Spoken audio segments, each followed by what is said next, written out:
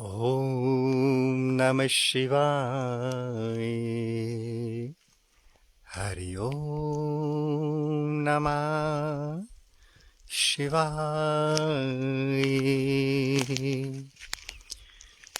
ओम नमः शिवाय। हरि ओम नमः शिवाय। ओम नमः शिवाय। हरि ओम नमः शिवाय।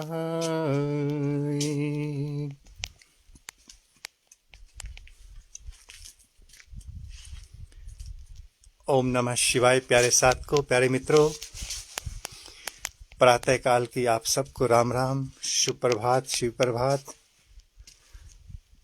प्यारे साथ को, प्यारे मित्रों, आज फिर से एक अपने दिव्य उदाहरण को, जो हमारे ऋषियों मुनियों की देन है और हमारे शास्त्रों में वर्णित है, थोड़ा उस और दृष्टि डाली जाए। देखिए कितनी कितनी बर्फ पड़ी है। सबसे पहले आप देखिए 10-10, 12-12 फुट बर्फ कहीं कहीं पर जमीन से।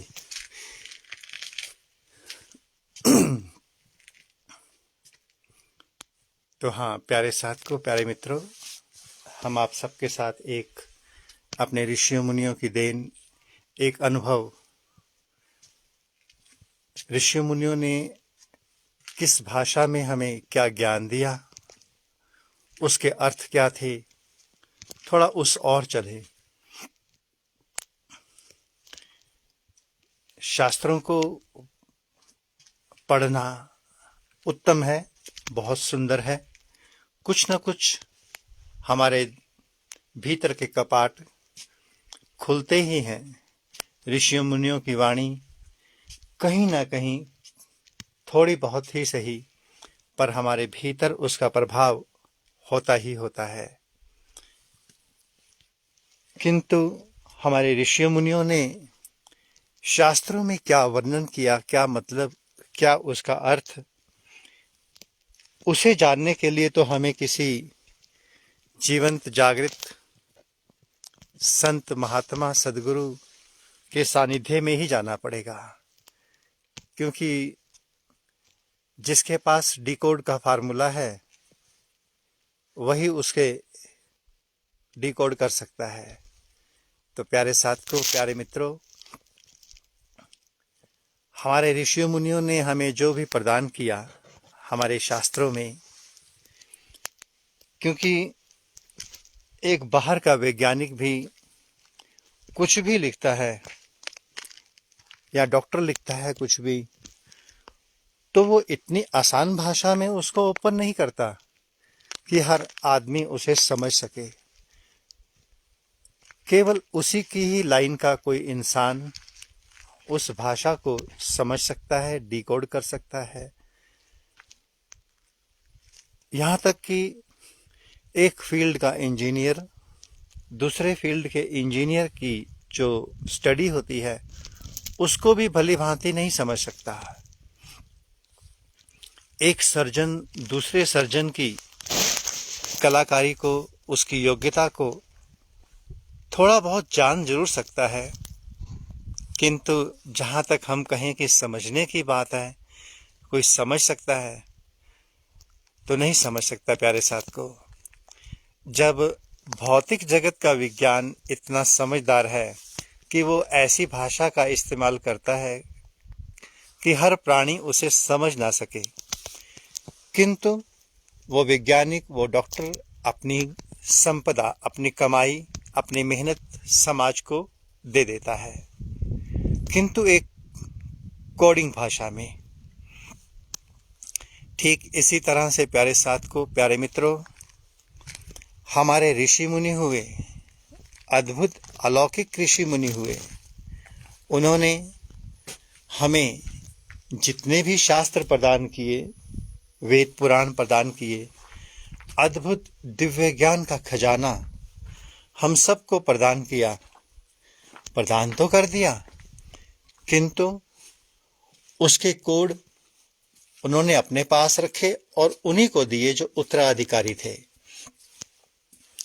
आज हम आप सबके साथ अपने ऋषियों मुनियों की एक गाथा, प्रसंग, संकेतिक जो उन्होंने दिया, अधिकांश 99% लोगों ने तो उस संकेत को सत्य ही मान लिया और सत्य मान करके उस पे चलते भी रहे, काम भी करते रहे।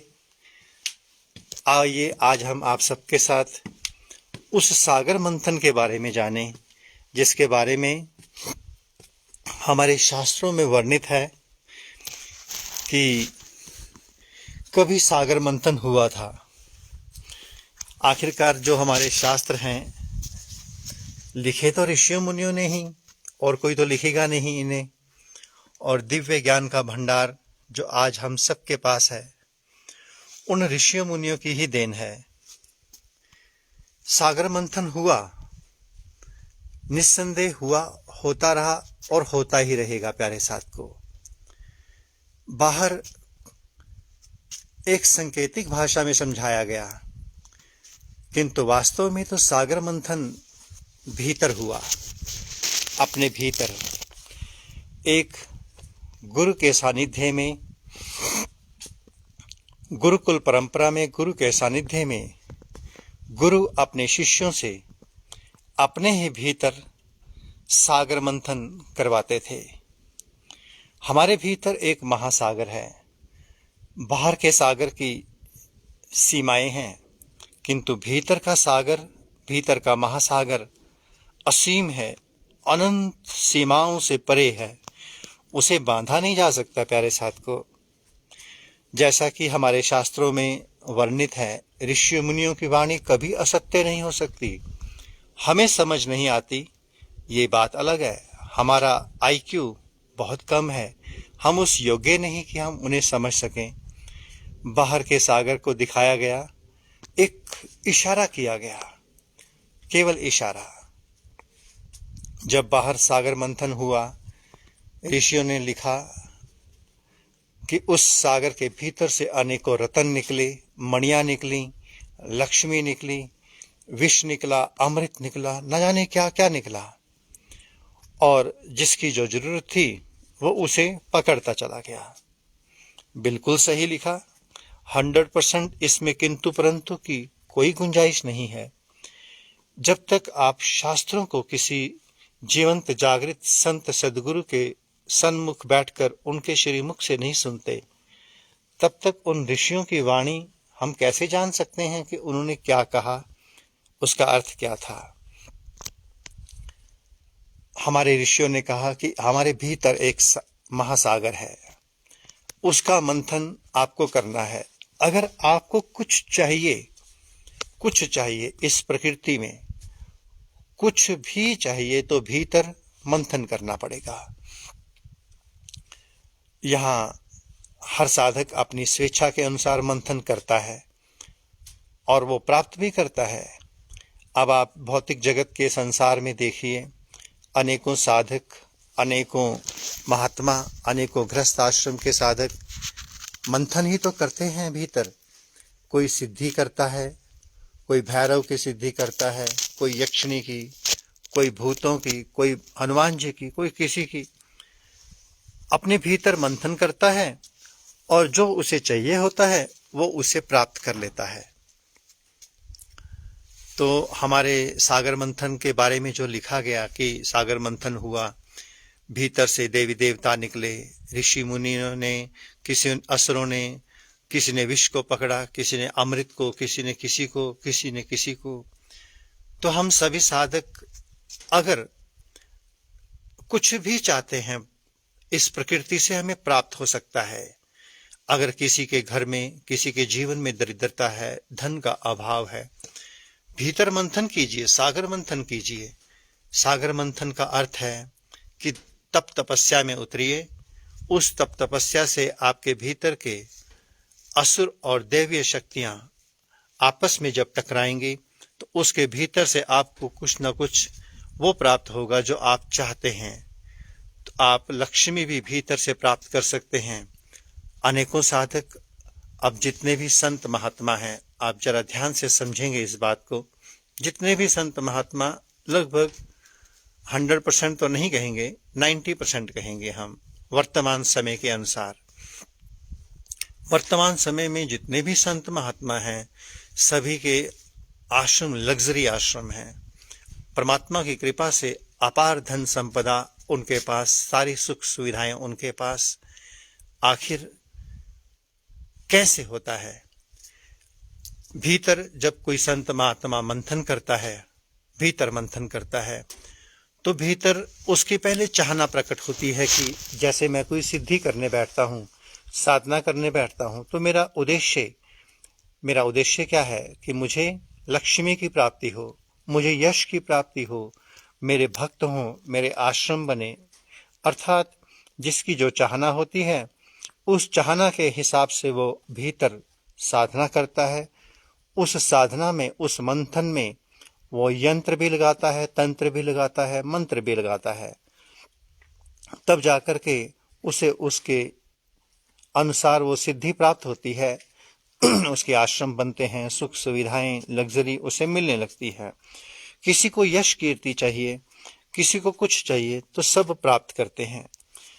और कई लोग ऐसे भी हैं, आप सब जानते ही होंगे, कोई बहुत बड़ी बात नहीं। कोई भूत प्रेतों की सिद्धियां करते हैं, कोई यक्षिणियों की सिद्धियां करते हैं। दूसरों को कष्ट पहुंचाना ही उनका उद्देश्य होता है। ये है विष। कुछ साधक जब भीतर मंथन करते हैं तो उसके भीतर से विष भी निकलता है, और कईयों को विष पीने का शौक होता है, तो वो विष पी करके दुनिया में विष बांटते हैं। कुछ लोगों को वो तंग करते हैं। कुछ साधक ऐसे भी होते हैं जो लगातार पूरा जीवन मंथन करते ही रहते हैं। अपने भीतर के सागर में यंत्र, तंत्र, मंत्र, हर तरह का विधि विधान लगा करके लगातार मंथन करते रहते हैं, और एक दिन उनके भीतर सहस्रार से अमृत की बूंदें टपकने लगती हैं। प्यारे साधकों, बाहर की विज्ञान की मशीनरी आप कितनी भी हाईटेक करके लगा दें, कितनी भी बड़ी बड़ी एक्सरे मशीनें लगा दें, किंतु जो भीतर मंथन चलता है और उस भीतर मंथन से जो प्राप्त होता है, उसे कोई एक्सरे मशीन पकड़ नहीं सकती। उस अमृत को, जो भीतर अमृत उतरता है, अमृत तत्व उतरता है, विज्ञान उसे कभी नहीं पकड़ सकता, ना ही पकड़ सकता है। विज्ञान एक सीमा तक पहुंच करके रुक जाता है, उसकी सीमाएं हैं। तो हम एक ही बात सभी साधकों से कहेंगे कि हमारे शास्त्र जिस ओर इशारा करते हैं, जिस ओर प्रेरणा देते हैं, हमें उस संकेत को समझना भी है। अगर तोते बन करके जिएंगे, उसे पढ़ा और पढ़ करके उसे किताब की तरह एक तरफ रख देंगे, तो हमें उसका कोई लाभ नहीं मिलने वाला। दरिद्रता भौतिक जगत की हो या धार्मिक जगत की हो, आध्यात्मिक जगत की हो, आप उस दरिद्रता का नाश कर सकते हैं भीतर मंथन करके। अवश्य हो सकता है। बुद्ध, महावीर जैसे लोगों ने, साधकों ने, भक्तों ने भीतर मंथन किया, लगातार मंथन किया, क्योंकि जिसे अमृत चाहिए, टॉप की चीज चाहिए, उसे समय लगेगा। लगातार अगर वो मंथन करता जाएगा तो एक दिन अमृत उसके हाथ लग ही जाएगा। उस अमृत को कोई रोक नहीं सकता। तो आप में से जो भी साधक लगातार उस अमृत के प्रयास में है, भीतर असुर और दैवीय शक्तियां लगातार टकराती रहेंगी, और टकराते टकराते भीतर फिल्टर होता जाएगा। आपके सामने बहुत कुछ आएगा प्यारे साधकों, बहुत कुछ आएगा। जैसा जैसा हमारे शास्त्रों में वर्णन किया गया, जैसे सागर मंथन हुआ, उसके भीतर से धीरे धीरे रतन, मोती, मणियां निकलनी शुरू हुई। बिल्कुल सही बात है।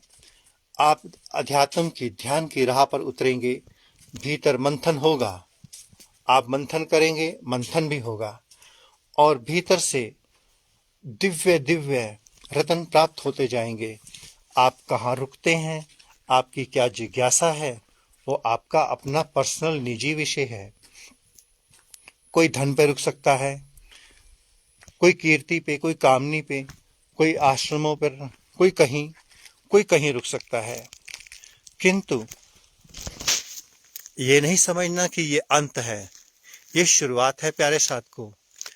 अमृत जब तक आपके हाथ ना लगे, अमृत तत्व जब तक आपके हाथ ना लगे, तब तक लगातार मंथन करते जाना और हर उस वस्तु को कंकर पत्थर समझ के किनारे करते जाना।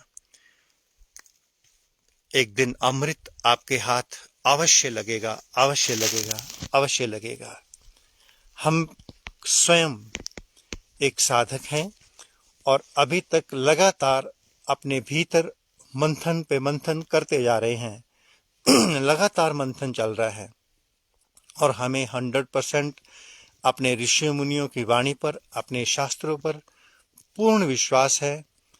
एक न एक दिन हमारे हाथ में भी वो अमृत अवश्य लगेगा। सारे कंकर पत्थर, विष, रतन, मणियां सब किनारे होते जाएंगे और अंत में अमृत सहस्रार से अवश्य टपकेगा। प्यारे मित्रों, अनेकों साधक साधना करते हैं, अनेकों का अनुभव होगा। जब वो ध्यान में बैठते हैं, जब वो पूर्ण लीन हो जाते हैं, पवित्रता में उतर जाते हैं, तो उनके भीतर से कभी कभी सहस्रार से अमृत की बूंदें टपकती हुई उन्हें अनुभव होती होंगी और वो अमृत सीधा कंठ में आता है और उस अमृत का स्वाद आप बता नहीं सकते। कभी एक बूंद, कभी 2 बूंद, कभी कभी तो 3-4 दिन वो लगातार अमृत बरसता है और कभी सालों सालों नहीं बरसता।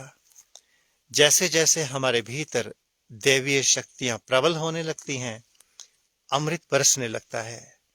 असुरी शक्तियां प्रबल होने लगती हैं, अमृत बरसना बंद हो जाता है। प्यारे साधकों, प्यारे मित्रों, हम आप सभी साधकों को एक ही दिशा निर्देश पुनः से देंगे, एक ही मार्गदर्शन देंगे। हम एक चौकीदार हैं, एक साधक हैं, इससे अधिक हमारा कोई अस्तित्व नहीं है। बता सकते हैं जितना हमारा ज्ञान, जितना हमारा अनुभव। ऋषि मुनियों की वाणी को पूर्ण रूप से डिकोड कर पाना हमारे बस में तो नहीं है। अभी हम उस योग्य तो नहीं हैं कि हम उन तपोधन सिद्ध ऋषि मुनियों की वाणी को, उनके लिखे हुए शास्त्रों को पूर्ण रूप से समझ सकें और डिकोड कर सकें। किंतु जितना हमारे अनुभव में आता है, जितना हम समझ सकते हैं, जान सकते हैं, जितना हमने अभी तक कण भर तिल मात्र ध्यान साधना की है, जितनी हमारे पर गुरु कृपा है, उसी के हिसाब से हम इतना कहेंगे कि तब तक नहीं रुकना जब तक लगातार सहस्रार से अमृत की बूंदें टप टप गिरनी बंद ना हो जाएं। ओम नमः शिवाय। प्यारे साधकों, ओम नमः शिवाय। ईश्वर, आपके इष्ट देव, आपके गुरुदेव भगवान आप पर कृपा करें और आपको उस मंथन की ओर ले जाएं जिस मंथन को हमारे ऋषि मुनियों ने सांकेतिक भाषा में बाहर वर्णित किया। आप जानते हैं कि उसमें ऐसा बताया गया कि नाग को मंधानी बनाया गया। वो नाग कौन है? भीतर की मां भगवती कुंडलनी शक्ति। कुंडलनी शक्ति ही तो मंथन करती है भीतर। आप ध्यान साधना करिए, तप तपस्या करिए, मंत्र जप करिए, सब कुछ करिए। जब परमात्मा की कृपा होगी, आपकी तपस्या होगी, एक दिन कुंडलनी शक्ति का जागरण होगा। फिर जब कुंडलनी शक्ति जागृत होगी, उसी दिन भीतर का सागर मंथन शुरू होगा। फिर निकलेगा भीतर से अमृत। उससे पहले तो विष ही निकलेगा, विष। संसार के सारे साधन हमें मृत्यु की ओर, विष की ओर ले जाते हैं। एक ही साधन है अमृत, जो अमृत तत्व की ओर ले जाता है। बस प्यारे साथ को ओम नमः शिवाय, ओम नमः शिवाय, ओम नमः शिवाय, ओम नमः शिवाय। पुनः से प्रातःकाल का शुभ प्रभात, शिव प्रभात, राम राम, ओम नमः शिवाय। ईश्वर आप सबका मंगल करे, कल्याण करे, आप सबके भीतर अमृत तत्व उतरे, यही शुभकामना, यही शुभ प्रार्थना। ओम नमः शिवाय।